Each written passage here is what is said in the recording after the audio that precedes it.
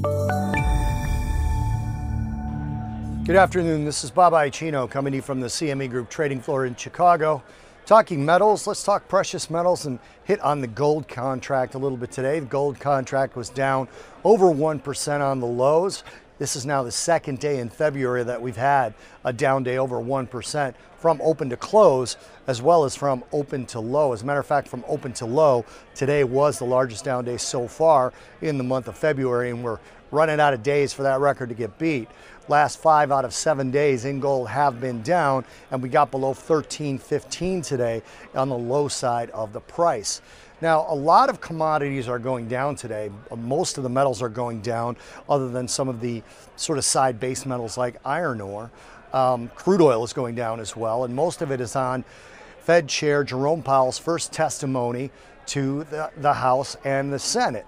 Now, that particular testimony was viewed as hawkish, and the comments that he gave in the Q&A was also viewed as hawkish, and that's really where the hawkish tone came from. During one particular question, he was pressed by members of the Senate, or members of the House rather, on the dot plots of the Fed, whether there's going to be 3 or 4 rate hikes. Now, earlier in the statement, as well as in the Q&A, he talked positively about the economy and said that further gradual rate hikes would be needed. And this particular point of the dot plots, he seemed to imply that it was much more likely for them to come off of the 3 recommended rate hikes, going in the direction of 4 rate hikes, as opposed to the other way around, coming off of the 3, going in the direction of 2. He also did mention that each of the voting members and the non-voting members as well would be asked to put in a new economic prediction of their own, which hasn't been done since last year. So we'll see where that comes out. But he was a little bit more hawkish than probably the market anticipated, and that pushed the dollar lower.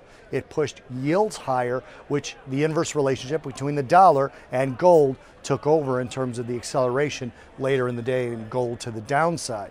Now we saw again the dollar go higher. The dollar index actually rallied up about 0.5% today. It was basically unchanged when the testimony started, and that is based off of yields going much higher than they were before. Yields on the 10-year note, for example, started off the day at about 285 and went up to a high of 292.5.